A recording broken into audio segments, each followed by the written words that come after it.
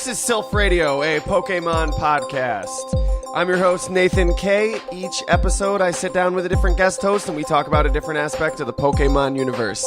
As usual, I do not own the Pokemon intellectual property. I don't even own stock in it. I just am a fan. This is not for kids. This is for adults. Fair Point Podcast, Secret Room, everything I say every episode. I'm Nathan K. And back with me for the second time in a row, welcome back, Mr. Antoine Baker. Hey, what's up, everybody listening to Silph Radio?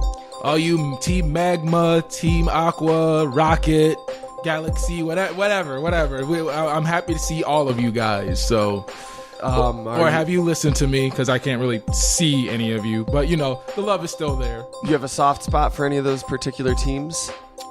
Team Rocket, because of the card game. They gave me Dark Raichu. Oh, okay. Yep. I do remember when that Team Rocket set came out. That was pretty badass. Raichu's one of my favorite Pokemon too, so if not my favorite. Yeah, Pikachu was my favorite, but damn it, when they gave me Dark Raichu, I was like, you know what? I'm all in. Yeah, that was pretty cool, all the different dark type Pokemon. Yeah, I like Team Rocket too, just for nostalgia's sake, and that's the core. They're the crime syndicate. There's nothing crazy about them. They're just make money. Yeah, steal Pokemon, steal get money. Get that money.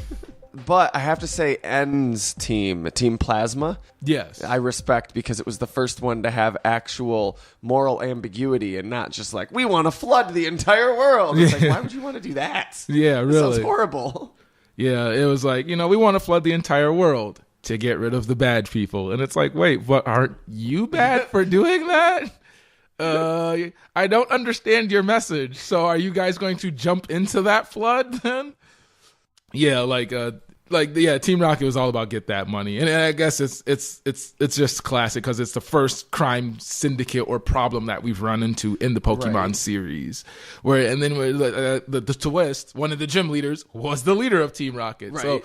So no spoilers in case you're Wouldn't that not count as spoilers though? Because that's I was joking. More than that's anybody who's into Pokemon that doesn't know who the leader of Team Rocket is, wow. Yeah, you have, what have you been doing with yourself? Way beyond podcasting at this point. You need to get more into Pokemon and then come back to the podcast, because we're gonna lose you. Yeah, go back to the first episode of Silph Radio after you've played every Pokemon game, and then you'll be like, oh, okay, I get it now. Because there's probably something in all the other Silph Radios that you've probably missed. If you don't know who the leader of Team Rocket is, then you've got some issues. Well, we did a whole episode about Team Rocket, so you could listen to that one at least and then come back here. I always liked... One thing I liked about Pokemon actually growing up was that there was a narrative, but there wasn't a story, really. There wasn't a plot, It was just and that made me feel a lot more like you're just creating a character to take part in this world, even though you all are kind of going along the same narrative. Yeah. And of course, Team Rocket were the antagonists. Now, how have you viewed the gym leaders and the Elite Four? Do you see them as antagonists? Do you see them as dickheads? Do you see them as more positive characters, or a mix of both? Well, all right, I'll answer your question with this. I don't think the Pokemon series has done a good job in presenting the gym leaders or the Elite Four in a very important light that they should have. The video game, the anime, or both? The video games and anime, all of it. It has seemed like the video game has been making more of an effort to do so, more so in the newer games, right? Because in the older games, it was once you solved the problem, it was okay, here's the Elite Four. You already beat all the gym leaders. Here's the Elite Four. Good luck. Okay, you beat them, cool. Put your name, register your 6 Pokemon, and you're done. And I never really liked that because it never felt like any of them were important.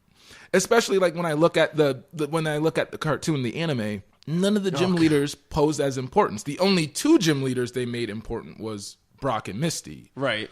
But there was no other connection. Giovanni also. Yeah, Giovanni, because he was tied in as the villain. He was the boss, so he was tied in as the villain. So that's pretty much he's gonna get that limelight anyway. Gary, if you call him Blue. Yeah, well, yeah, he was. Now I'm just stretching credulity at this point. He was. He was. I would say he was more of the anti-hero. He was just the dickhead. He didn't really mean any harm. Well, he was not. When they started making him a character, the idea was never that he was going to be a gym leader because Gold and Silver wasn't out at that point yet. But anyway, as you were saying.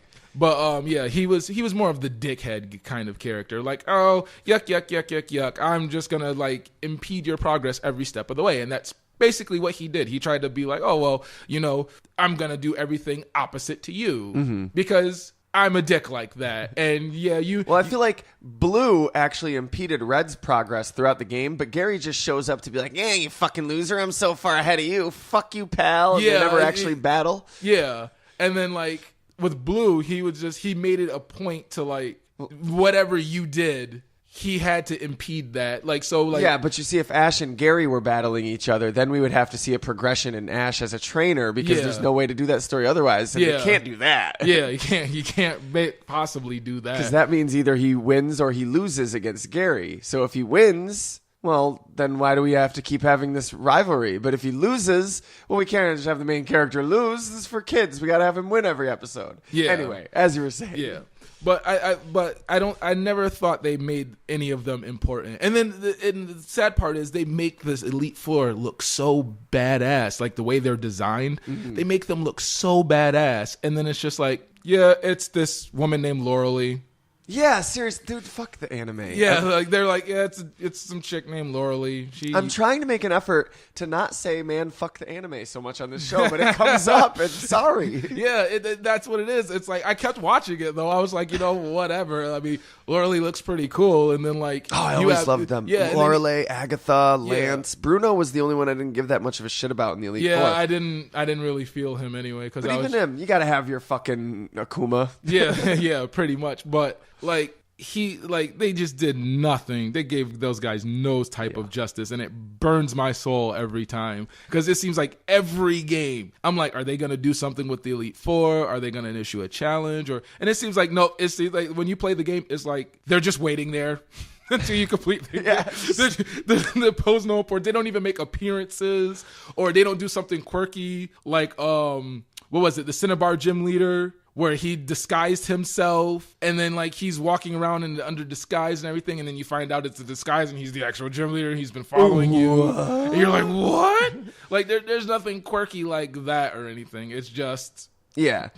It does seem like they've made a little bit more of a conscious effort. But one thing that, growing up, I always did this. As we spoke about last week, I really loved that idea of using your imagination to fill in the gaps of a story. And because I have a podcast and it's one of the things we do on this show, I mean, do you have any personal perception of the way you see it? Or if you were to handle this, if you were to be the one at the helm of, hey, Antoine, it's 1996 and we're making an anime based off this video game Pokemon, and you were in charge of, there's no Ash, none of this has even happened yet, and it's all you. In what light would you cast, like the gym leaders, the Elite Four? Would they be, obviously they're somewhat of antagonists because they're the roadblock in they're the roadblock accomplishments, but that doesn't mean they have to be villains. Yeah, they necessarily don't have to be villains unless if you're Giovanni, then you are a villain. Right, yeah, Giovanni kind of has to be a villain. Yeah, but I would sit down and I would make probably like hour episodes for them.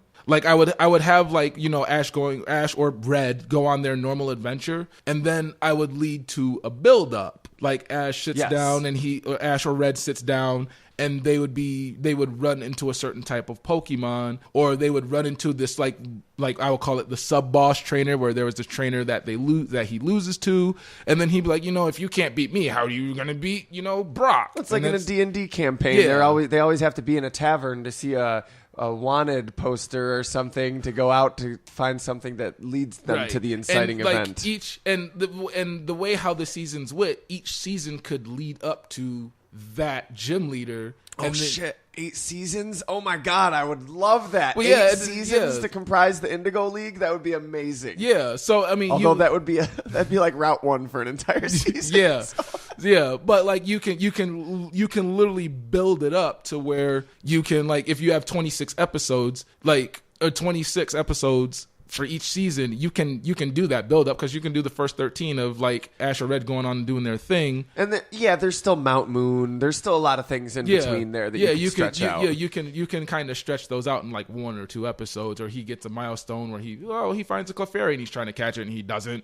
And I like that too. This is something me and my friends would sometimes nitpick and argue about. Is like, how much time are you spending? Like, I like the idea that when you set out to travel Route 23 or something, I just picked a random route. Yeah. Like, it's not just like, okay, well, that's an hour's journey or something, like on foot. Like, I like the idea that your trainer is going out. They have to, like, when you're going through Viridian Forest, you're probably going to be camping for a night or two until you get out to the other side or something like that. Like, right. That was always how I imagined it. So that would be pretty cool. Right. And then, to sell it, instead, you could find a wild Pikachu that Ash ends up catching rather than it being given to him. He finds like a wild Pikachu because he decided, I would make the story. Because Pikachu would absolutely still have to be a big part of it. Pikachu would actually still have to happen. At least in my book, he would still have to happen.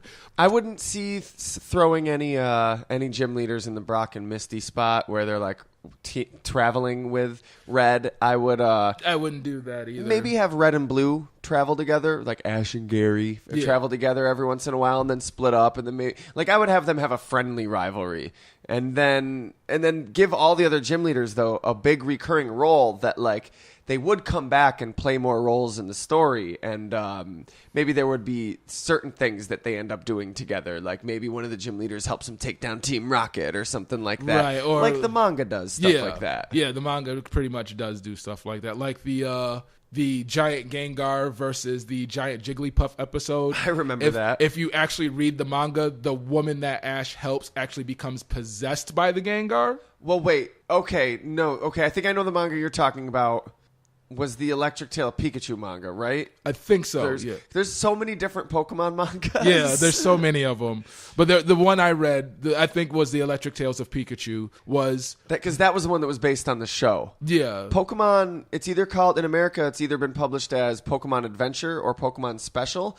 That one is still going, and it goes through the main storyline of each game, and it's continued a narrative. Like, Red comes back into play every once in a while now, and he's like an adult or something. Like, yeah, it's pretty badass. Yeah, they've actually aged him. Like, they've actually made him seem more important. Yeah, which I thought was pretty good because, like, his story was over. Like, Red's done. He's off to do his thing. But then, like, Fire Red and Leaf Green came out, and they did a manga for them. Yeah. So it's pretty dope. But I think I'd see most of the gym leaders as being more or less good guys and not bad guys, and even some of them maybe would be hard asses, like Lieutenant Surge. I see them Koga. As all of them are as eccentric trainers on like a higher level, because all of them have their quirks, especially when you talk to them. All of them have their quirks. They have their stories. They have their past or whatever.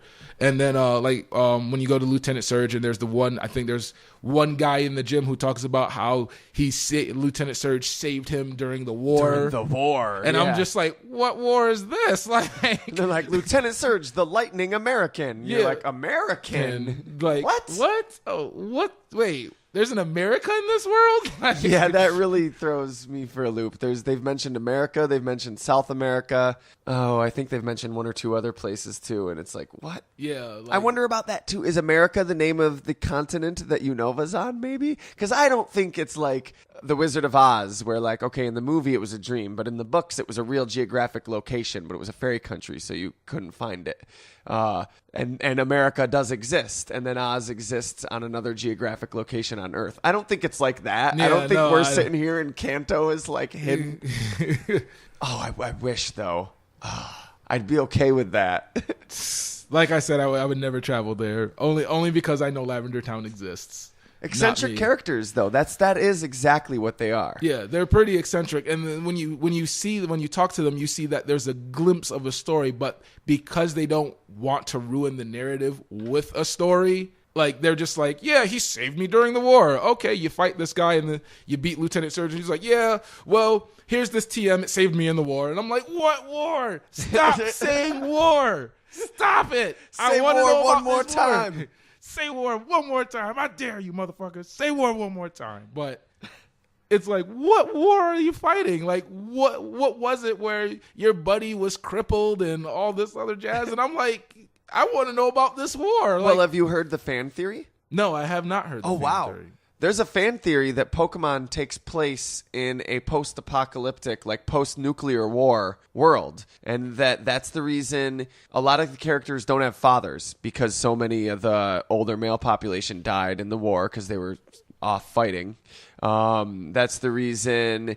Oh, geez, there's so much. I'm trying to think now. I don't know. Just a whole bunch of little hints that like this is like you're born into a generation of peacetime, but it's after this big devastating war that, there's gyms and hospitals everywhere. So yeah, okay, that makes actual perfect sense then. I don't totally subscribe to it, but it's still. Oh, and that Pokemon, I'm sorry, the most obvious thing, that Pokemon and their like powers and everything are the result of like animals like being affected by like radiation and genetic mutation and stuff, like as a fallout. Oh, okay, yeah. That would kind of make sense. But then they kind of debunked it. We're saying like Pokemon have always existed. I forgot the one Pokemon where they were like people are actually higher evolutions of Pokemon, and it's like people are essentially Pokemon. And it was like, oh, okay, I guess, but I don't subscribe to it, but I think it's fun as just a little fan theory, and also possibly, if it's possible at all, it would be, I think, something that would have been conceptualized during the planning stages, but eventually didn't make it through to like the successive generations of Pokemon and whatnot. Yeah, because most of them, if you read some of them, they were like clear cut, like this Pokemon has been there for a while and they've been dormant, and then some change in the weather or event happens, and guess what? It's now a Pokemon. So just like what was it? The one ghost Pokemon that's like a doll. It's like if a spirit enters the doll, it becomes a Pokemon all of a sudden. This is one of the most cited Pokemon, like Pokedex entries on this podcast. It's come up so many times in so many different contexts, and no one ever remembers its name. Yeah, no. Jeez, yeah, it's so. Bennett? Yes, I think so. I think it's Bennett. Yeah, I think it's Bennett. But yeah, like it's like there's even some of them that are. If I know the Aegis, or the one that's the sword and shield, where if when a person dies, I think in battle or something, and its spirit goes into its weapon, it's now that Pokemon. Yeah, this again, like I said last episode, you got to listen to our Ghost episode, man. That we talk about that. There's so many Pokemon that are remnants. Almost all Ghost Pokemon seem to be remnants of something lost, or like what. I'm not going to sit here and talk about it because the listener's like, yeah, I already listened to it. Yeah, I already heard it. That Antoine guy is the one that needs to keep up. So, moving on, today, our topic of discussion, I asked you a few days ago, hey man, you're going to be coming over to record a Fair Enough. I got some extra time. Who's your favorite gym leader? And you said either Koga or Sabrina. Is that correct? Yes, that So you is don't correct. prefer one over the other? No, I really don't, because I thought they were interesting characters anyway. Okay. And both of their gyms have mazes that you really go through a lot. So I was just like, oh, yeah, that's pretty cool. I actually have to think. There's a lot of weird links and similarities between them. You don't, even though technically Koga is the 5th and Sabrina's the 6th, they are the only two gym leaders that are interchangeable. You can face Sabrina before you face Koga if you want to make the long walk to Saffron. Yeah. Also, there's a lot of speculation that some aspects of them may have been switched, because Sabrina has the Marsh badge and Koga has the Soul badge. Doesn't make much sense. Soul badge would make sense with a psychic trainer, and Marsh badge would make sense with a poison trainer. Yeah. Absolutely makes sense. Like there's no doubt in my mind that at least those badges got mixed up. Yeah, I think so too, because I always thought that was weird. But then I know that there are some ninjas, like in ninja like mythology. There's like a lot of your ki is determined by your soul. Okay. So a lot of that involves like, oh, if I channel my soul and my ki, I could create this beast monster, or I can do this attack of binding, or whatever the case may be. Now, is there any mythology that links psychics to marshlands? Not that I know of. So I know technically I guess you could kind of say, if you look back on D&D, there's some people that have telekinetic powers that can actually control the dead or control living beings, as long as the place is like squalid and there's despair. I guess marshes would be a good place to to show despair or like Yeah, but listlessness. you're reaching. Yeah, I'm pretty much reaching. But so do you think it wasn't just like the game developers that mixed it up? up? In my heart of hearts, I think the game developers fucked up. Do you think maybe the in-universe though, like the league, like someone in the league was like, oh fuck, should we tell them? They probably won't even know. If they haven't said anything yet, they won't notice. Yeah, they probably were like, you know what? Paperwork's got Meanwhile, messed up. Koga's like, yep, I got the soul badge because, you know, I'm a ninja. Ninjas got their souls. And this. And Sabrina's like, what the fuck? Swamp? I am way too hot for this shit. So I decided Koga. You said either or, and I was like, let's do an episode on Koga because I think Sabrina is a lot of people's favorite gym leader. So we'll have plenty of chances to do a Sabrina episode. I liked that. I was like, you know what? Koga is probably the most oft overlooked gym leader of the original 8. Maybe it's because he's right there in the middle at number 5, but yeah, he's very, very cool. The ninja gym leader in Japanese, his name is Kyo. His Japanese name comes from the Onyomi pronunciation of the kanji for apricot. It's okay. So. Do you know much about Japanese? I know some stuff about Japanese. I haven't done it, and I haven't looked up a lot of stuff in a while. When it interests me, or if I see a mythology that I like, I'm quick to look it up. But the language itself. No. I tried to teach myself it a few years ago, and I just didn't keep up with it. Yeah. But kanji, Japanese has like 5 different written languages, and they didn't for a long time. They had just a spoken language or something like that. Yeah, because I believe it was kanji, katakana, hiragana. Yes, and then there's also just the straight English is also one of their texts too, but it's spelled different than our English words. Like it will be spelled phonetically how they Romanji would, is like what they Pokatu Mansuta. Yeah. Or something like that. You know, it would be spelled like that, even though it's clearly imitating an English word. Yeah. But kanji is based on Chinese, how a Chinese language has symbols that represent entire words or even sentences and stuff. That's what kanji is. And because it came from China and was adapted from their symbols, there's like at least 2 different pronunciations for how you pronounce each symbol, the Chinese way and the Japanese way, and sometimes they sound nothing like each other. So Koga's name is Kyo, which is the Chinese way of pronouncing apricot, and his sister is Anzu, which is the Japanese way of pronouncing apricot. Yeah. Interesting. Little fun fact for people listening in on this podcast. And then his English name is from there's 2 major schools of ninjutsu, Koga Ryu and Iga Ryu. I know you're really into ninjas. Is that what really lured you to Koga? Yes, that's what really lured me. That's literally what lured me into liking Koga, actually. Because I was like, I'm a huge fan of ninjas, and there was a lot of ninja anime at the time that would come out, and I would just watch all of it religiously, like Blood Rain, Curse of the Yoma. There were technically ninjas in that one. Then Ninja Scroll, and then there was just so many things. Like it's even seeped its way into my company's namesake. So like it's Ninja Gate Studios. So you know, like I'm a huge proponent of ninja-y stuff. Like all of that, it interests me. It's really not fair that the Pokemon anime is not at all, but there's a character that's a ninja, and we don't get to see any ninja shit. Yeah, we never do. That's one thing I would change though. Like if I were at the helm, Koga would have the most badass episode where they're just people jumping out of trees more throwing than Pokeballs. One episode. God damn it! These gym leaders are really big characters, and I liked your idea that. I don't know if I would give each gym leader a season, but there's some of them that I would definitely give Brock a season because that implies the gym leaders are a big deal. And that's the first gym leader, so you've got so much leading up to that. You go to Viridian City with no gym, you go bring Oak's parcel back to Oak. Yeah.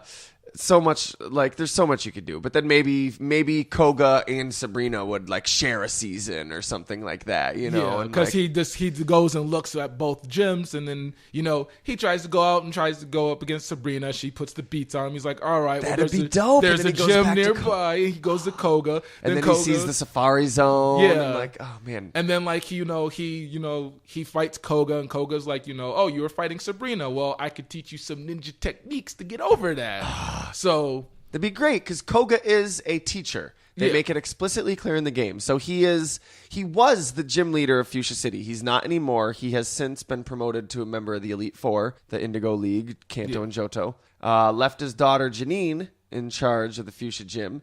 And he is, as we said, a ninja master. A lot of the people in the gym or in the city mention the fact that he is their ninja master and whatever, and that they're learning from him the ways of ninjutsu. Yeah. Which is interesting. Yeah. I do see the world, I've mentioned this before, as a lot more of feudal Japan-like. Like, it's more developed in their technology. Obviously, they have Pokeballs. They have PC storage systems that can convert living beings into data. Yeah, that's kind of weird, too, because I had never understood. I was like, oh, how do you catch them in the Pokeball? Oh, you convert them to data? Like, boy, that must be painful when you think about it to a Pokeball. No wonder it hurts. No wonder they're like trying to scramble out of the Pokeball, unless it's a Master Ball. Like, they're like, oh my God, the pain. Porygon isn't actually the first man-made Pokemon, but just the result of trying to test out this data conversion program. And that's all the Pokemon they tried to convert to data that just turned into horribly simple polygons. Kill me. It just sits there, and you're just like, it has attacks and everything, and they're just like, yep, we can program that. Which is, I'm surprised that I'm surprised it doesn't learn every attack or anything, because the Pokemon is pure data, right? So I'm surprised why it can't just learn everything. Like, shit, I think that would be really. I think Mew, because Mew, they're saying Mew is the progenitor of all Pokemon. I think. Or even if you could just use all TMs and HMs on it, that would be cool. Because that would make perfect sense, because they're hidden machines and they have discs. Like, every game that you see them, they're discs. Absolutely. So why can't that Pokemon learn everything if it's pure data? Because all you do with data is you rewrite it and reprogram it. Yeah, that's how I would do it, the TMs and HMs. It wouldn't, obviously, of course, how else? It's not going to learn everything by leveling up. But yeah, breeding and the HMs and TMs, like, it's every Porygon isn't the same, which would make it interesting for a lot of people. Like, it's like not even the same. I would go as far as its type is always different. Oh, wow. Oh, man. What if there was like a random Pokemon? Like a Pokemon that had random typing or learned random moves. So when you caught one, you didn't know what moves it was going to learn at what level. Yeah. That would be so cool. Because it's all data. Like that. Fuck. Like, yeah. But okay, so they've already done Porygon though. But what if they made a new one? Like what if it was like a dice Pokemon or something? Or like a card suit Pokemon? Or those two mixed in together? Like some type of Pokemon inspired by like the suits of the cards or gambling or like gaming or dice. I think that would work, because then like that would be cool, because if you catch one, it's never the same. Like, you catch one that's electric type, and one person can catch one that's ground type, and there could be like 4 different suits, like how the deer have different seasons, or like how there's that water Pokemon that like some of them are pink, some of them are blue, depending on what coast you catch them on or something. Oh yeah, and then there's the unknown numbers. And the unknown, that would be really cool. Another Pokemon. I feel like there's another one I'm forgetting that has like different colors you can catch of it, but I just can't think of it. But it doesn't matter. Yeah. The idea is there, and then to be a hearts, a spades, a clubs. Oh man, that would be so cool. Yeah, that would be cool. Anyway, and each of the suits would represent like its base stats or what you get. That would be so great. But what brought this to us was the technology, the feudal Japan. Even though they have such technology, I mean, Fuchsia City has a population of between like 22 and 36, according to the games. So yeah, that's practically a village at that point. Right, city my ass. That's practically a village. Like, if you have like 30 something people living there, that's practically a 2 or 3 families just living there. But I think over the course of the progression of the storyline throughout the games we have, things have rapidly progressed, like socially. Yeah. I think when you run into Koga's daughter, she does mention that everybody has come to Fuchsia to learn ninjutsu.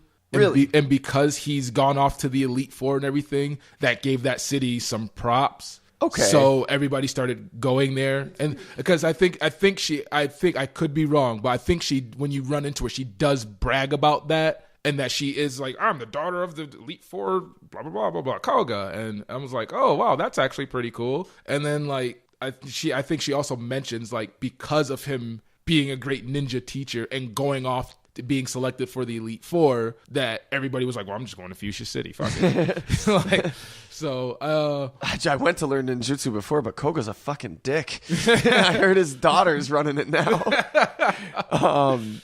It's weird though, because they got rid of the zoo. They closed down the zoo, which was in Fuchsia City in the Generation 1, and it's just like an empty field now. Yeah. And the Safari Zone has been rebranded as the Pal Park, which is just, I feel like people, like, for you Syracusians listening out there, like, I can see the people in Fuchsia City just being like, Pal Park? I'm still calling it Safari Zone. Yeah, like, pretty kind of much. like when Carousel Mall became Destiny USA, and everyone or when still calls it Altered Carousel. States became Play the Game. Read the story.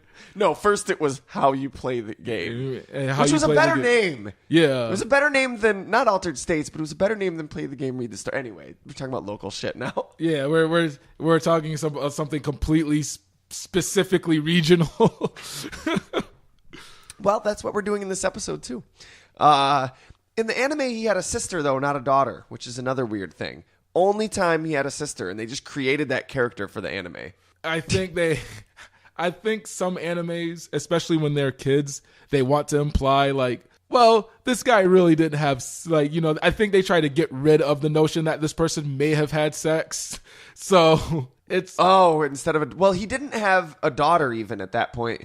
Like, obviously he did in storyline because she's like 20 years old. Yeah. But when Red and Blue came out, there was no mention of a daughter. Yeah, and I think they wanted to, because ninjas are supposed to be mysterious. So you would actually humanize him if you reveal that in the game, like, he has this family and he has a wife and he cares about her. But they didn't even have... We've never seen his wife, but like I said, they didn't have a daughter. So they just made this decision to give him a sister. It wasn't like they changed his daughter to his sister. Yeah. Maybe that was just one of the ideas that, like, Satoshi Tajiri or something had, and he was like, wouldn't it be cool if Koga had, like, a badass sister, like a female counterpart? But then when they actually got around to Gold and Silver, he was like, you know what, fuck this sister angle. I want to make it his daughter. Or something, you know, make it a Gen 2 thing. Yeah, which it worked out really well enough, because then when I went to Fuchsia City, like in Gold and Silver, and I was like, oh wow, this shit's different. Like, and they were like, but Tajiri-san, that we've already shown her in the anime, and it's his sister, and he said, man, fuck the anime. Fuck the anime, man. His name ain't Ash in the game, even though you can make his name Ash in the game. And in America, I forget what the Japanese choices are. Satoshi, yeah, of course, it's Satoshi. Yeah.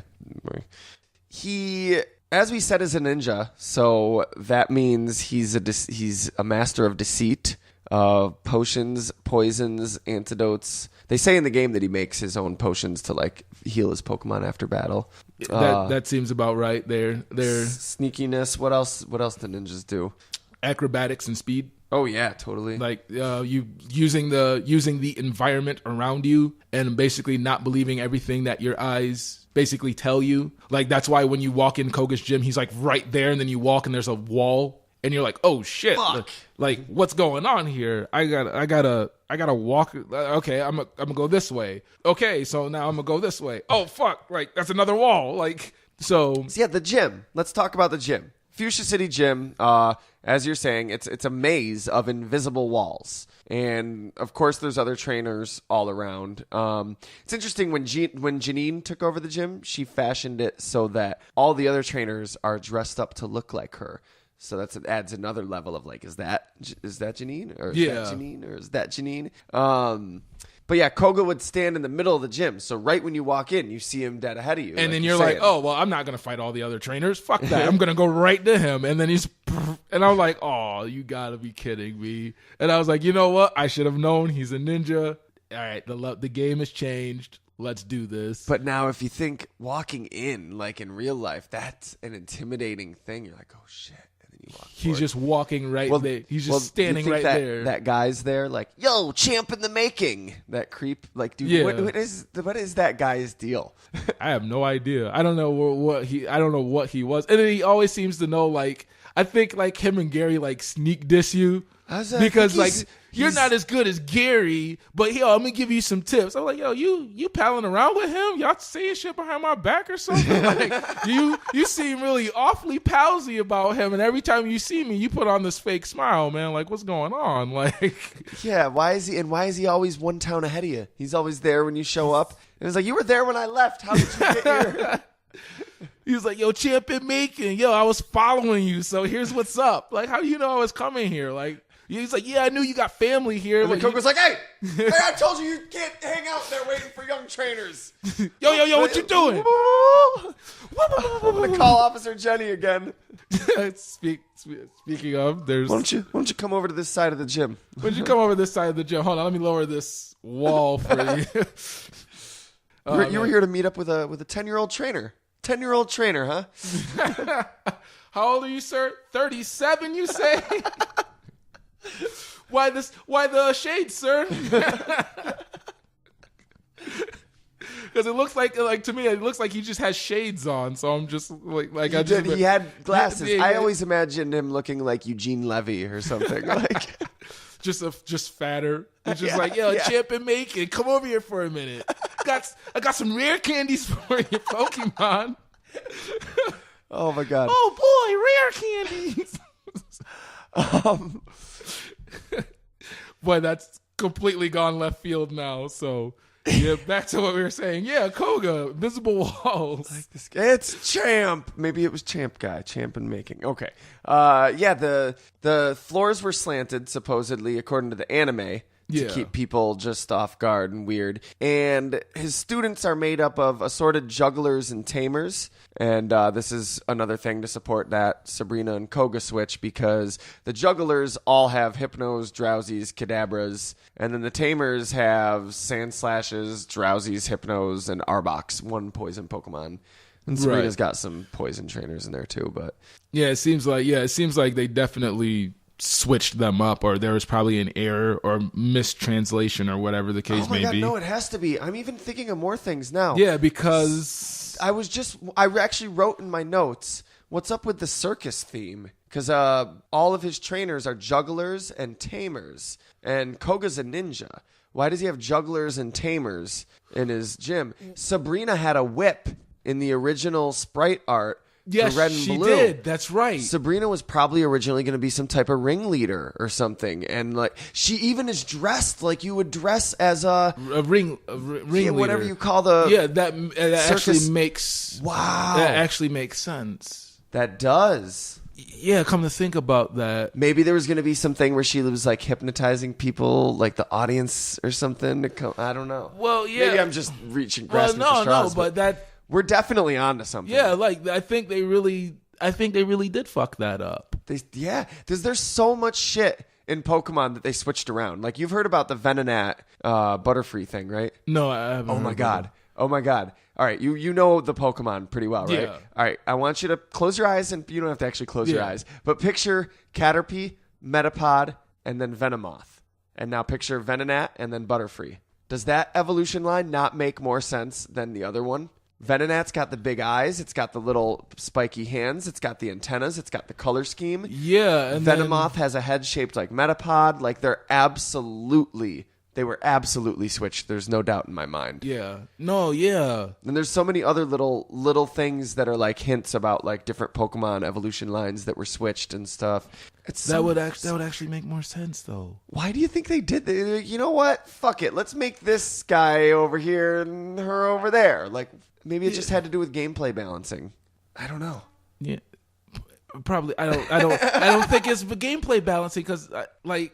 The types. You could get around that by changing stats and stuff. Yeah, you can get around that. Yeah, but psychics were kind of OP in that game, in red and blue. They were like one of the reasons they added the dark type. Yeah, the dark type. So weird. Yeah, no, but there's other errors that I've noticed, but I've never thought about it till now. This podcast now, yeah, because I think there's a lot. I'm probably gonna have to play Red and Blue again now because there's so many other errors that they've had in that game that have just like upset me. There was one like I have to really go back. I still have my cartridge from when I was in like middle school. Oh yeah, so I don't. I wish I did. I still have Pokemon Crystal.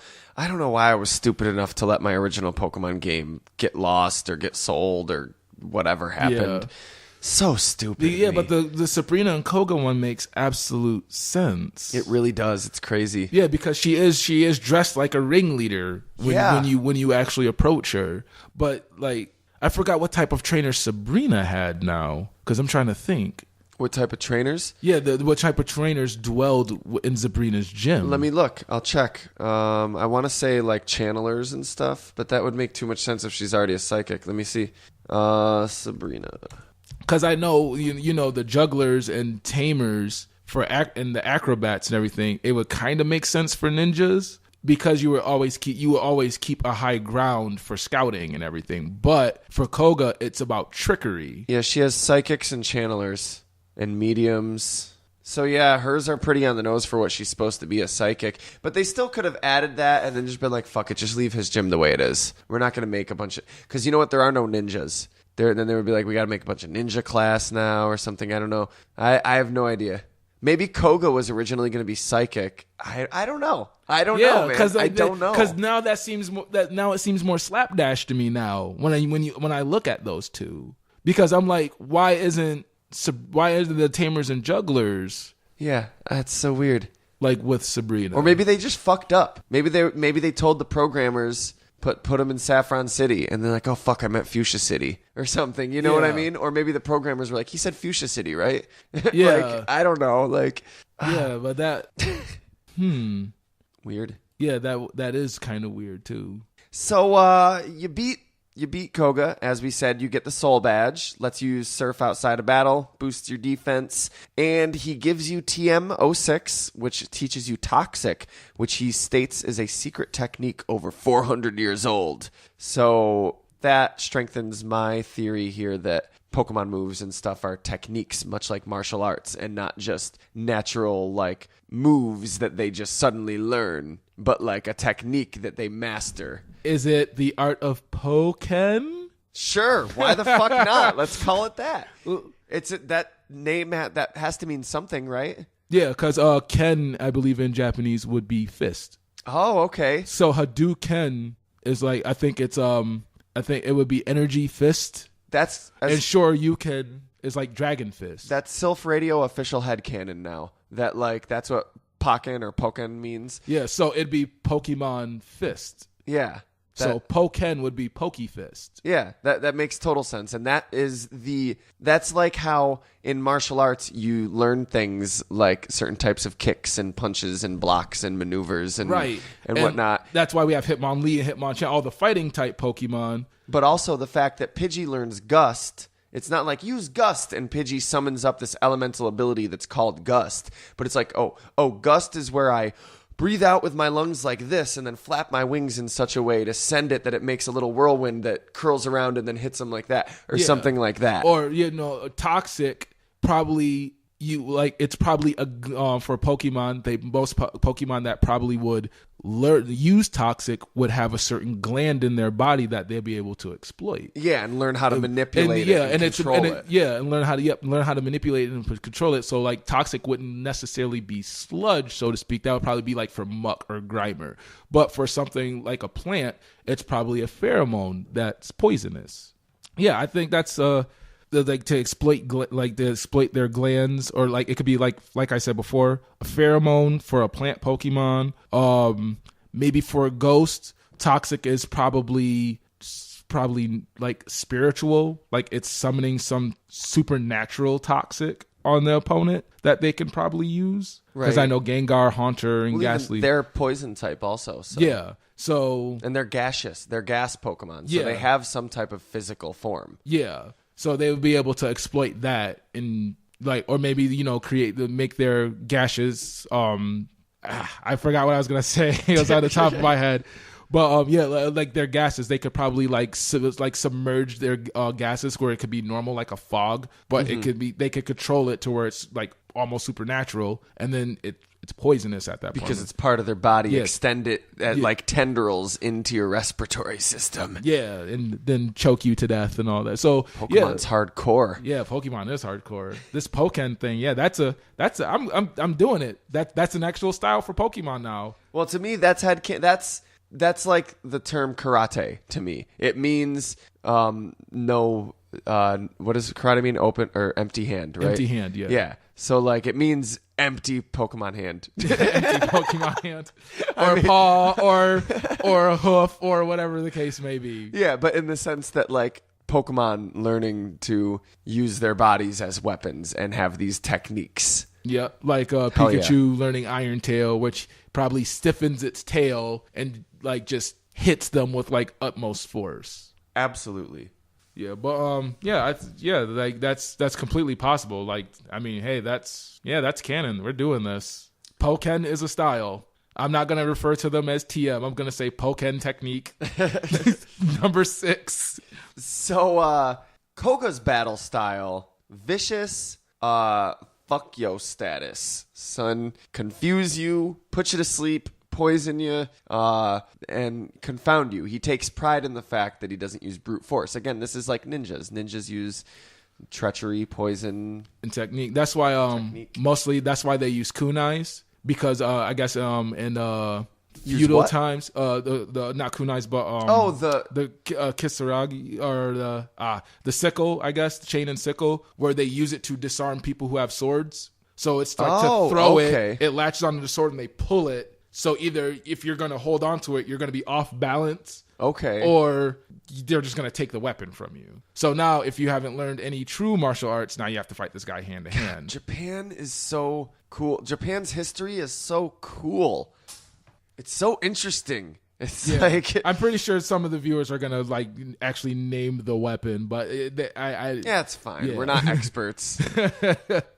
Yeah, it's so good. So Koga is a ninja. As we said, his battle style is very ruthless. How do you see Koga? How would you portray Koga, for example, if you were doing the anime? Like, is Koga, would you picture him as morally righteous? Or, like, what's his D&D alignment? Let's start there. If he was a character in D&D, what would you align him? His D&D alignment? Wait, do you know D&D? Yeah. Like, there's, to the listener, in case you're not familiar, I shouldn't jump to the conclusion because you're Pokemon fans, not D&D fans. There's 2 barometers or whatever for your alignment. There's neutral, good, or evil, and that's like your morality. And then there's lawful, chaotic, or neutral. Yeah. So, like, and that's... Again, so you can be lawful good, you can be lawful evil, you can be neutral chaotic, you can be chaotic good. There's you are some combination of those 2 things. And so how would you perceive Koga then? This is tough. Yeah, that's tough because most ninjas follow a code. Yeah, I was about to say and their codes usually vary. So lords. Yeah, they usually work for lords, or they were in it for themselves, but they picked the winning team, so to speak. So I would probably put him as a chaotic good, though. Yeah, it's so hard. I think that's my. I would probably do that because I think like he would be him and his ninja clan would be, they would cause a little ruckus unless somebody like a Team Rocket were to come by and do something, and then they're like, all right, we're gonna have to put the beats on that. I'm thinking of him as kind of lawful neutral, leaning a little bit towards bad, but not really. Then you'd get to know him, and he'd become like a teacher of Red. Like at first, he would be almost like an antagonist, and you'd be like, "Oh, this dude's fucked up and evil." But then you just find out he's really like Vegeta-like. I'd have him very Vegeta-like. Yeah, I would probably do it because he's a teacher. Because Vegeta wasn't really a teacher in a sense. He was just an arrogant asshole. There wasn't really a teacher element to him. For it being a teacher, I would probably put him as lawful good. Because everything he did was for the good of Fuchsia City, and he wanted to do it for the good of his own dojo. So I would have your perception of Koga as you the audience, the observer, are watching the series unfold and play out. I would have your perception of Koga transition over the course of the series from lawful bad to lawful neutral to lawful good as you get to know the character more. That'd be pretty cool. Kind of like Frank Castle in Daredevil Season 2. Yeah. Yeah. Actually, that would actually work for him because that's the ninja element right there. Absolutely. You're like, oh my God, he's like this terrible poison wielding ninja. But then, he whips out a homemade potion or something and gives it to the Pokemon. The Pokemon's like really cool. And they're just like, oh, whoa, yeah, he's really taking care of it. And they really trust him to use that whatever he's using on them. And then once you go through the battle, then, he gets to the like, lawful neutral. And then maybe like Team Rocket comes or whatever during the battle. And then you actually see like him, okay, I'm in righteous mode now. We're about to take them down. So this is what I do is, I would have him, Red meets up with Koga. He faces Koga, maybe loses, and then goes level grinds, comes back, faces him again, wins, gets the Marsh badge, moves on. I'm sorry, not the Marsh badge, the Soul badge. Moves on, goes to Saffron, faces Sabrina, gets annihilated, and is just like, oh my God. And maybe like Koga said something to him, like once he had come back and saw how he improved, and was like, oh, seeing as you're able to like step your game up like that, if you ever want to learn or something, maybe he says something or like hints at something like that. So then after, Red's like, nah, I got to keep going. Got to be a Pokemon master, man. Got to fight the league. Thank you though. Or something. He goes on, totally gets his ass handed to him by Sabrina, and then maybe comes back to Koga for some training. Yeah, that would actually be pretty good. I don't know why you need to train him to be a ninja. Well, he would Pokemon training. But he would probably use ninja teachings to make Ash or Red a better Pokemon trainer. Absolutely. So you would see, then you would see Ash bust out techniques with like Pikachu or some other Pokemon where you're like, what? That Pokemon? The Pokemon his Pokemon are agile like that? Like he's taught them how to use speed and cunning. So he could use Charizard, and Sabrina's just like, oh, you can't win, you can't beat out Alakazam, and then Charizard clears his mind, grabs him, seismic tosses him, and Alakazam's like, what the, looks back at Sabrina like, what the fuck happened? And even Sabrina's like, that'd be a great angle too, clearing his mind, because they're fighting psychic Pokemon. So that's what one thing with ninjas is basically you have to clear your mind, you have to be just, you can't be wavered with emotion. Hell yeah. And then we could tie it into the fact that when you go to Saffron, you also have to fight the other gym leader there, the fighting dojo leader. So he's fighting type and he can't beat psychic type. So that's a big theory too, is that Sabrina came and pretty much took the town over, that he was the gym leader. She fucking raised a fit, beat him, took over the fucking town because psychic beats fighting and he couldn't do shit about it. So that would be an almost cool thing where it's like, well, ninjutsu is not just fighting. Yeah, he teaches in his dojo. It's on a mental level as well. So yes, this needs to happen. Yeah, look at that. It wrote itself. Look at that. This podcast, we did a better job than the fucking Pokemon anime did. They were just like, I don't know, he's a fucking ninja. Have some smoke bombs and I don't know. Team Rocket shows up and then they team up and beat Team Rocket, so he gives them the badge. Yeah, he would probably also teach him survival techniques because he's going to be camping. So ninjas would know how to camp and have survival techniques and all that, so he could teach Red or Ash or Red some stuff like that. Totally. So Ash or Red would learn a lesson along the way. So he would be able to beat Sabrina easily. Which would pay off when he has to go through the Seafoam Islands and Victory Road and stuff like that. Yeah, it would actually definitely pay off. But I think we would do Koga, then Sabrina. He gets his ass kicked by Sabrina. He goes back. He learns something. Then on his way to Sabrina, he learns of another gym. So he feels he wants to get a he feels that I could get a shortcut, get this badge, and then just be done with it. So he goes to the fighting dojo, and that's where he uses the techniques on the person who ran the dojo for fighting Pokemon. Then he gets a Hitmonlee or Hitmonchan, whichever gets written, or whatever fighting type that he takes. Right. And then he transfers over what he learned from Koga to that one Pokemon that he's actually sat down and that he got, goes back to Sabrina and uses the fighting Pokemon to actually beat her. So he could use Charizard and Alakazam. Alakazam could, Charizard, clears his mind, does the same thing, but he doesn't have a lot of technique like a fighting Pokemon would. So Alakazam still, shocked, confused, still beats Charizard. Then he gets whatever fighting Pokemon that he got from the gym, and you know they use that method on that, like it clears his mind. He's trained what Koga's taught him to that new Pokemon. Yeah, that would be cool. Thus, and Sabrina's shocked. She's like, "You're gonna send a fighting Pokemon out against my psychic Pokemon? Fuck you!" And then like, "Oh shit." Yeah, it's got some of them techniques, bro. There we go. But as noble and everything as we're portraying Koga in our I think the way we're entertaining this idea, I did say Vegeta because he is a little fucked up and sadistic too.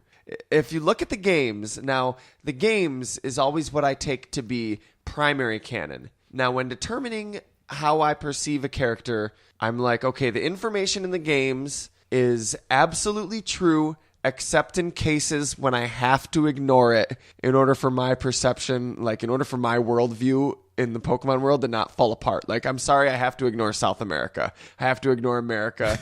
There's certain details when I'm like, okay, that's not true. But there's certain things the Pokedex says, like, okay, no, I don't think that's how it is. So the game is primary canon, and then things like the anime, the mangas, and all those, I think are very valuable to be taken into account to see how the other official adaptations represent this character, and then to form a unified theory of, like, what is this character like. So Koga's probably not chill at all. He refers to himself as sinister. He's really obsessed with terrorizing and victimizing his opponents.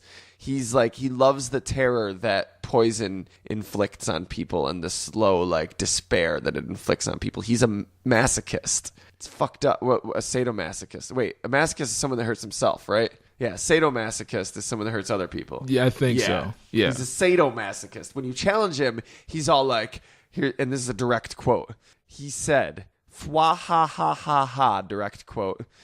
"A mere child like you dares to challenge me? The very idea makes me shiver with mirth." Wait, was this him or was this just the guy at the front with the glasses? Like, yo, champ in making. I'm shivering with mirth. I think he overheard Koga say that to a gym trainer. He's like, haha, I'm going to use that line.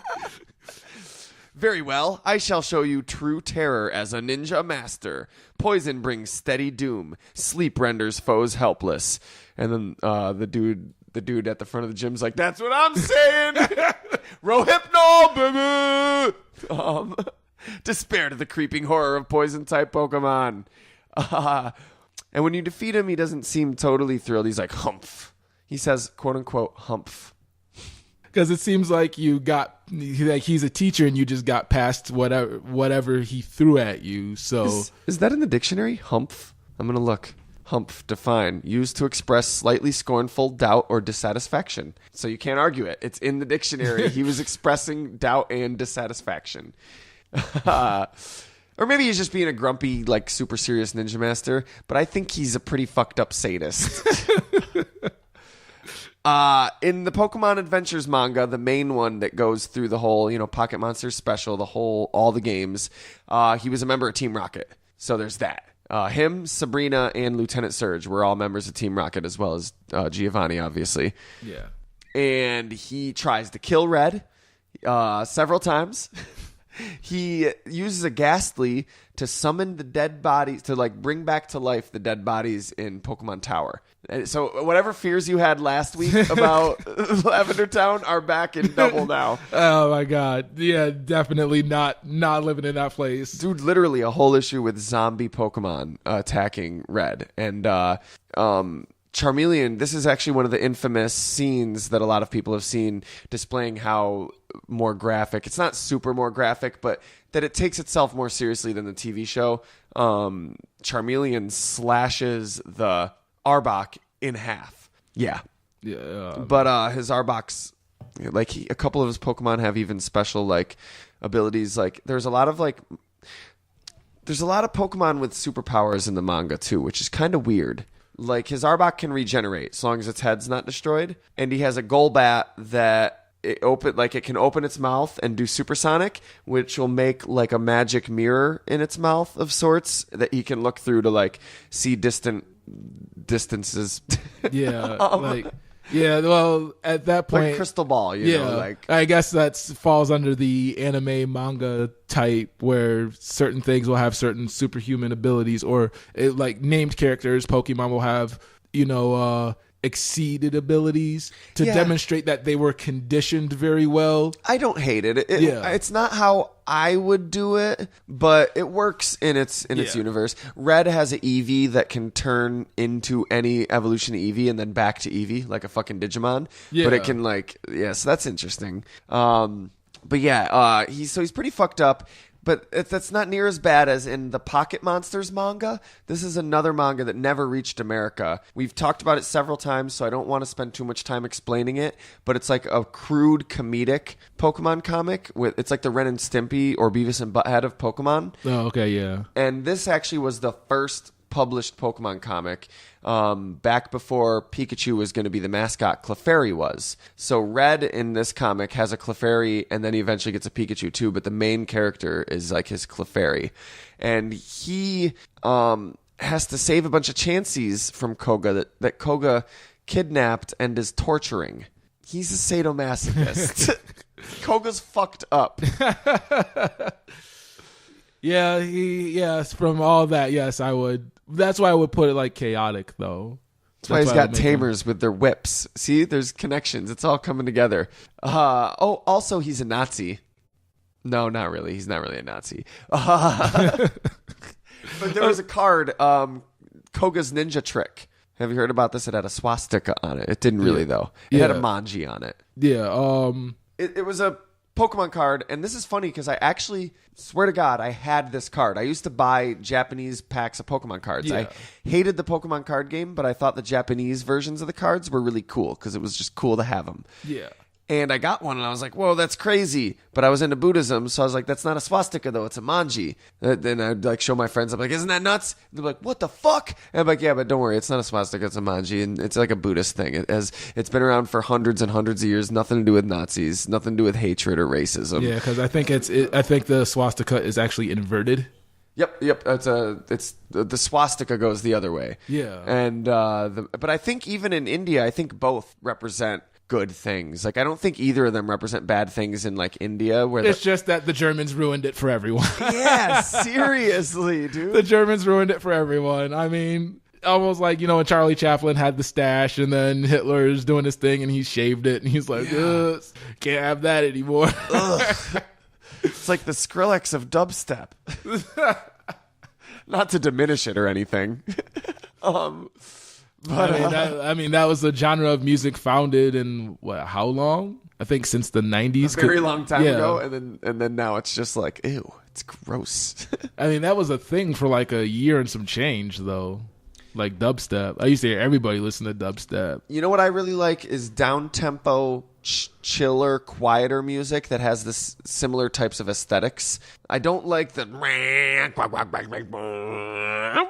like that doesn't like do it for me so much. I get the appeal of it. It's like the heavy metal of electric music, and that's cool. I totally respect that. Not down talking dubstep or anything, but I personally think it sounds really cool when there's music that uses the same kind of like droney wobbly bass, but it's I don't know. Anyway, that's not what we're talking about right now. Koga's Ninja Trick.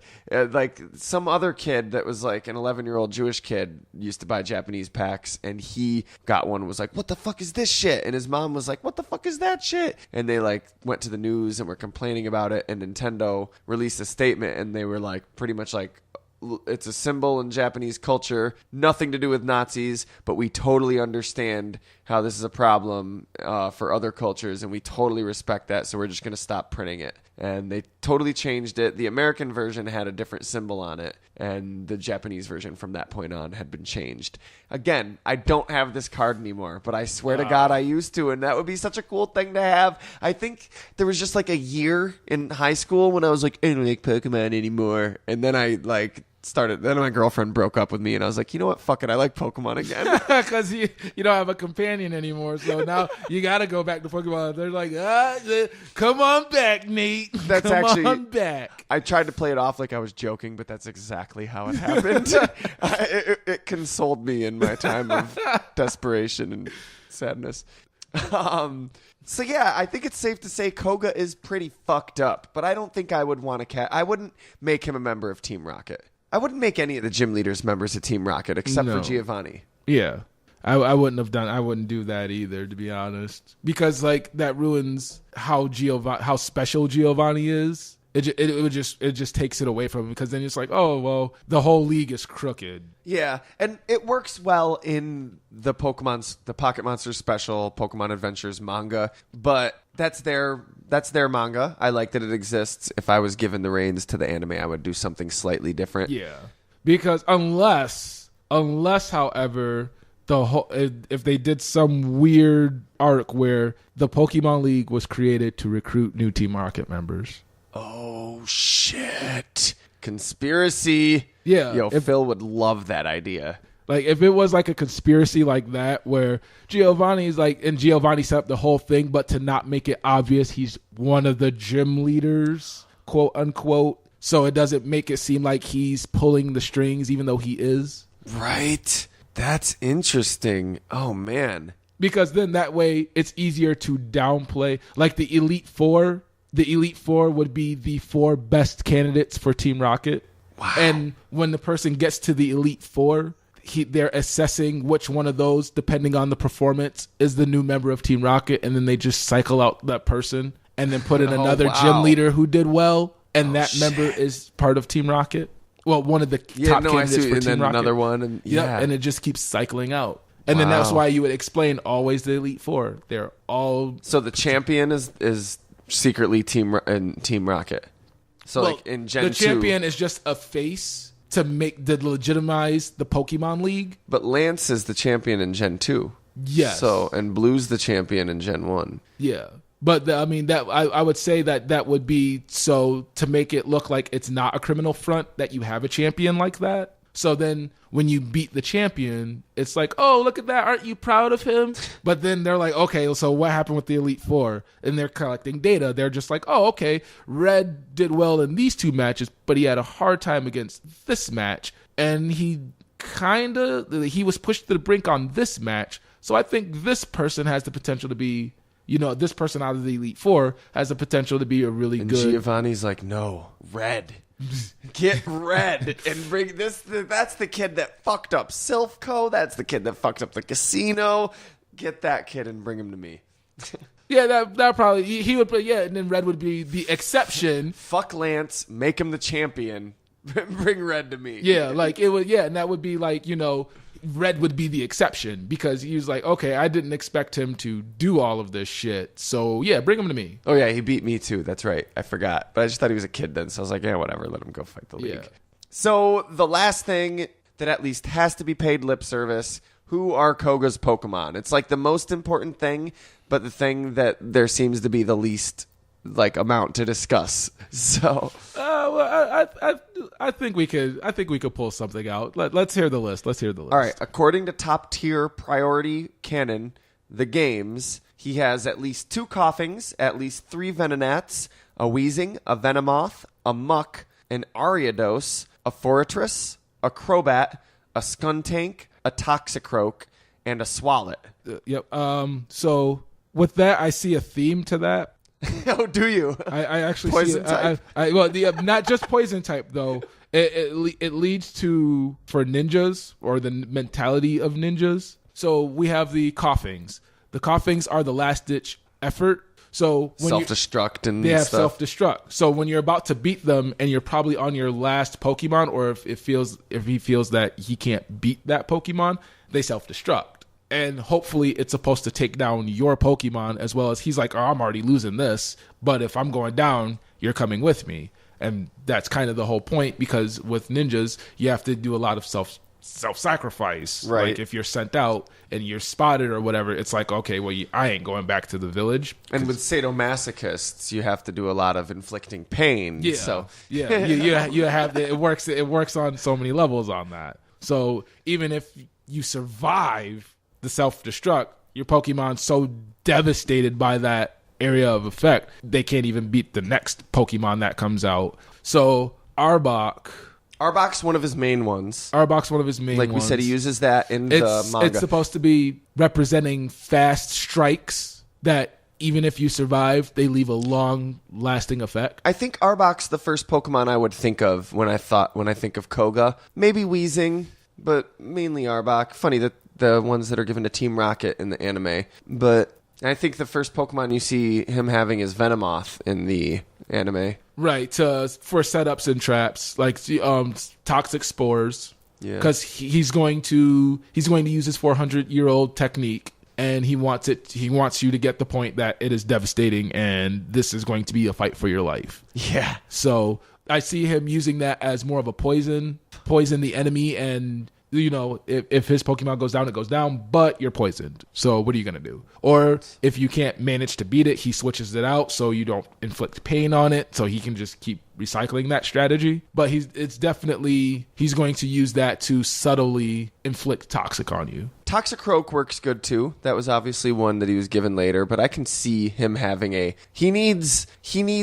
everybody needs like a short little bipedal Pokemon. You know what I mean? Yeah. Like to be their buddy. Like yeah. It's true though. Yeah, your team's not complete without one. Your team is definitely not complete without one. I don't know about Toxicroak, but I see where he's getting with that. Greninja would be so much better, but Greninja wasn't around. Yeah. I would make the team a lot more sleeker though. Yeah. I would make his team a lot more sleeker. Well, this isn't his team either. This is just out of all the times that you fight him in the games, from what can be gathered, he has those Pokemon. He only uses like 4 at a time. Yeah. But then according to Stadium, and now the way we're doing this, like in Pokemon Stadium, he still uses like Arbok and Cough, but I'm not going to list them twice. Yeah. Same thing, like once we get to the anime, I'm not going to list the ones that we've already listed. I'm just going to say, but in the anime, he also has a this. In the manga, he also has a this. So like according to Stadium, he's got a Nidorina, a Nidorino, a Hypno, a Tangela, a Parasect, an Electrode, a Gligar, a Golbat, a Magmar, a Lapras, a Lantern, and a Stantler. Those last 4 are interesting because they break type, but Stadium's known to do that. Stadium's all over the place. Yeah, totally. Stadium is completely all over the place. Like when I was a ground type and I got hit with Thunder, and it was like, it's super effective. It exploited your weakness, and I was like, to what? Wait, what? Like, so I'm playing Pokemon Stadium, and I had a Golem, and like I forgot what Pokemon it was. I think it was a Clefairy or something. But somebody used Thunder on me, and I was like, "Oh, well, that's stupid. Like, good game. I'm about to wreck you now." Then it was like, it exploited your weakness. It's super effective. Oops. And then like my life bar went down and I died, and I was like, "Whoa, what?" That's not right. Yeah, like if you go back and play Pokemon Stadium 1 and 2, you will see how skeevish those games are. It's like, fuck your type, especially if you carried anything over from the Game Boy game. They're screwing you over. Like they're like, we don't want you to go so far and make the game unfun. We're just gonna throw a monkey wrench in your system. They were cool though. Yeah, they were cool. I did definitely enjoy those. I enjoyed the hell out of them. I don't know if the story's been told on the podcast before. If it has, I apologize to the listener for retreading it. But me and John Cobb, one-time guest host on Silph Radio, and Ware Possum from Fair Enough Podcast, we skipped school the day that Pokemon Stadium came out to go get it and go to his house and play it all day. And we were upstairs in his room playing it, and one of his parents came home from work. And like John didn't have a door to his bedroom. So like if his parents had come upstairs, we were fucked. And his upstairs, it was loud. Like if we moved, the floor would have been like... So we just had to sit perfectly still and pray they didn't come upstairs. And just sat there for like a half hour like... Oh my god! Yeah, and then they left. It was almost like it was almost like a horror movie at that point, where you're like, I hope the murderer doesn't come and kill me. Right. Turns out it wasn't his mom or his dad. It was like a robber the whole time. Oh man, that'd be an interesting movie. Playing Pokemon Stadium, skipping school, trying to avoid your parents, and it's just a robber. Then it just turns into Home Alone after that. Yeah, it's like a different inverted version of Home Alone. Yeah. You're sneaking around trying to make sure the robber doesn't hear you because you think it's your parents, but then the robber hears you, so he's sneaking around trying to make sure you don't hear him because he thinks you're your parents. Yeah. Okay. But I like how in Pokemon Stadium that they give the trainers other Pokemon that aren't the same type that they're like the gym leaders known to. Because I think a gym leader, a Pokemon master like them, would be balanced to some extent. And like, well, I wouldn't say they're really Pokemon masters. I would say they're specialists. Okay. Because they've honed their life to training and like raising a certain type of Pokemon, and they take pride in it. Yeah, so that makes sense. I would say they're a specialist rather than a master. A master is something like the champion, which At you the ultimately same- become. At the same time, though, I mean, this culture is so inundated with Pokemon and Pokemon training. Someone of that high stature, who's that big a deal of a Pokemon trainer, would probably have other Pokemon that aren't poison type. Like, and sure, they're not going to use them in their gym because that's their deal. They're like, no, I'm a poison type trainer. But like, it wouldn't hurt to have a lantern for when you have to ferry across the ocean to fucking Kalos or something. You know what I mean? Yeah, I'm sure they've got quite the collection to get around or do their daily needs. What's Koga gonna do if he has to fucking swim somewhere? Like he's gonna swim? He's gonna actually swim? Or he's probably gonna use that like sheet parachute and just glide over the ocean. The whole ocean. According to the anime, he's got a ton of Voltorbs.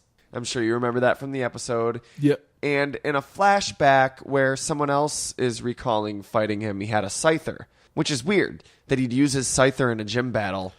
Yeah, I see that. Scyther perfectly fits with the chain sickle because it's supposed to be. It's very supposed to be ninja-like, Yep, yeah. it's very ninja-like. So Scyther just going off on you. See, and that works. It's not poison, but you're right. I can totally picture Koga with a Scyther. Yeah, because it's like, and it's supposed to say like he's one of the fastest Pokemon. Like he's like lightning fast. So It still works with his theme, not his type. I think it would be cool if they had a whole generation of gym leaders that were modeled around a theme instead of a type. So you'd have to learn balanced team building from the beginning. Yeah, but I think it also kind of ruins the magic of like the types. Yeah, it's still cool, but Yeah. it's still cool to imagine that he has a I think Scyther. I think that's what they give you the Elite Four for. Right. Because most Elite Four, they specialize in certain things, but then they'll have something that's completely not the type that they specialize in. And you have to go through all four of them in succession with the same team. Yeah. So then, according to the manga, the Adventures manga, he has a Rhydon, a Ghastly, a Grimer, an Ekans, and a Tentacruel. And according to the Pocket Monsters manga, the one that has the rude Clefairy, he has this Ninetales. There's one with like a beauty contest, and he enters his Ninetales in the contest, but doesn't win. Yeah, okay.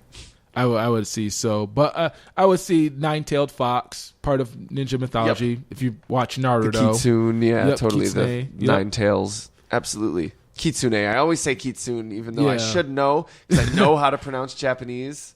But, yeah, or Kitsune, as they would say.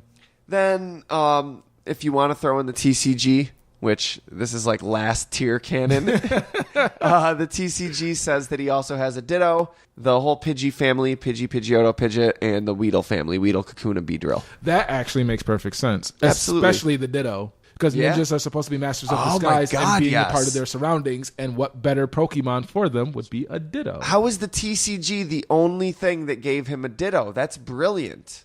I love that. The Ditto, the Scyther, those should definitely stay, I think. Yeah. Because, I mean, I think if we were to go back to that gym. The Electrode, too. Go on. But Yeah. If we were to go back and revisit Koga's gym, I would give him a Greninja. yes. I would Yes! give him He needs a Ditto. Greninja. I would give him a Ditto. Needs a Ditto. Like I would give him Greninja and Ditto. Ditto. So would I. Scyther. Ditto. I would. Not arguing with you. I'm saying yes, I would too. What else would I be able to give him? I would give him Venomoth for spores. Ditto. That time I was arguing with you. I was saying no, I'd give him a Ditto. No, yeah, maybe some type of mushroom Pokemon like Breloom or something. Breloom's fighting and it uses spores. It's fighting and grass type. That would be cool. Yeah, that's right. Yeah. Yeah. Breloom. Hell yeah. And I would probably keep Arbok. What about the sword? What's it called? Aegis or Yeah. Aegis. I probably wouldn't give that to him. No? I would probably make the team sleek. What about a Starmie? Like a ninja star. Even though I heard ninjas they never really use ninja stars, but Well, still. they do it to disable, or it's more of a disabling tactic. I know that ninja stars were actual weapons in Japan, but Yeah. from what I heard, they weren't a part of ninja.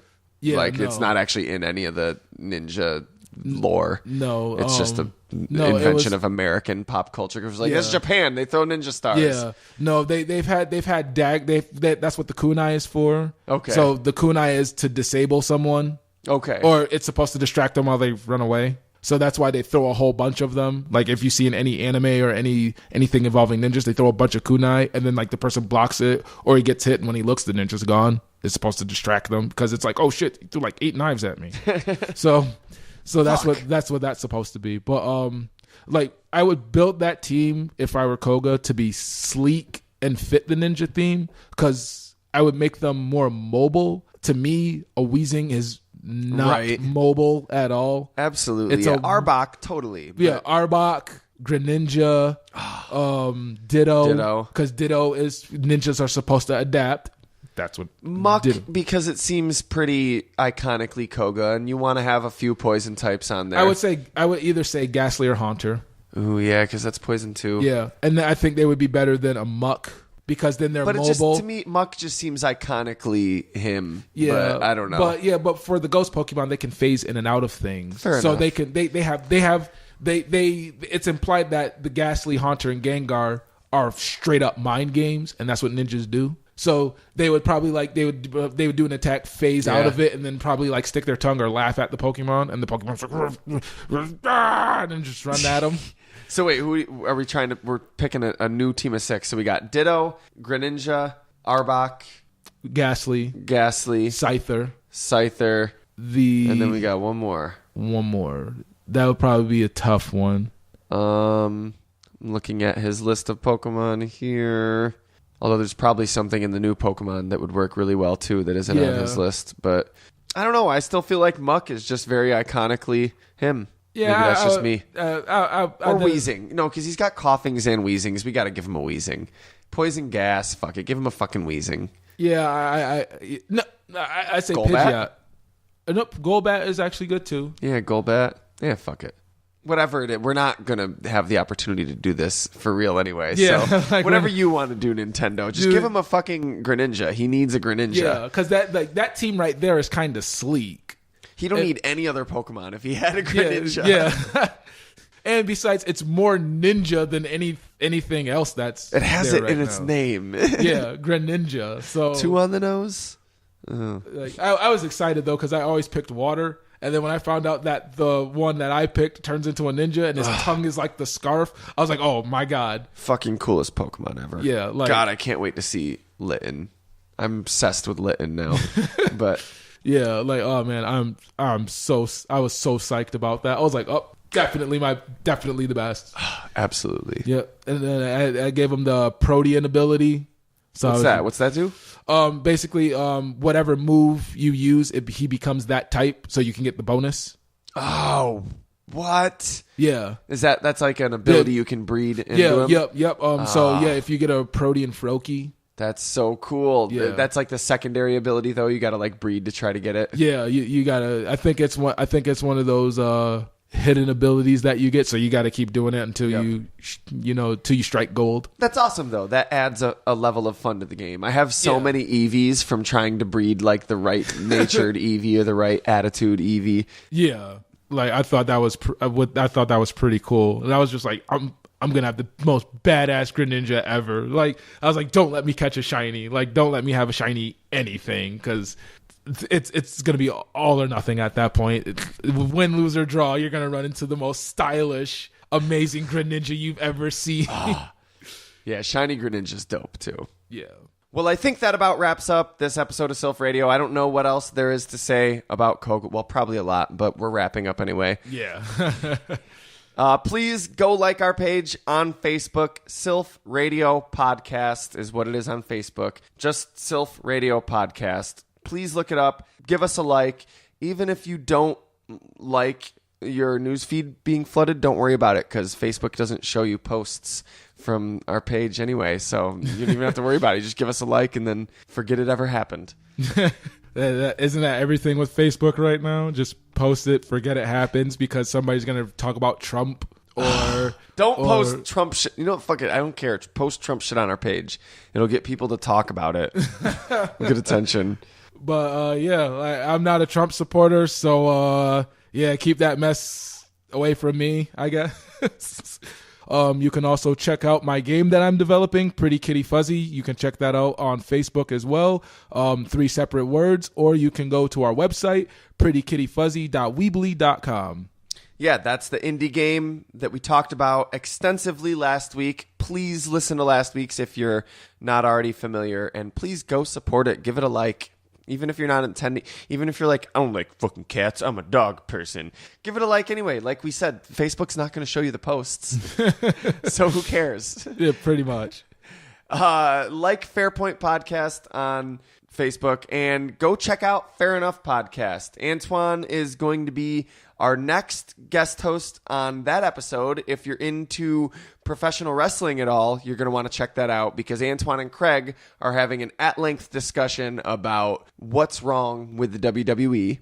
And even if you just used to be into wrestling when you were younger, you still might have fun with it because I haven't watched wrestling in like 13 years. And me and Craig for like 30 minutes at the beginning of the episode, Craig like catches me up on who all these people that you guys are talking about. So you get the everyman's opinion and all that as well. And that's a lot of fun. And we've got you coming back. Yeah. And we've got you coming back to Fair Enough again soon after that as well. So, check that shit out. Fairpoint Podcast, Fair Enough Podcast, Silph Radio Podcast. Every bit of support you can give us helps. Holler at us on Twitter, at Fairpoint Pod. You are at Ninja Gate Studio, right? Right. No S, right? No S at the end. So just at Ninja Gate Studio. The actual production company is Ninja Gate Studios, if you're interested. Want to follow his games and everything. Anything else?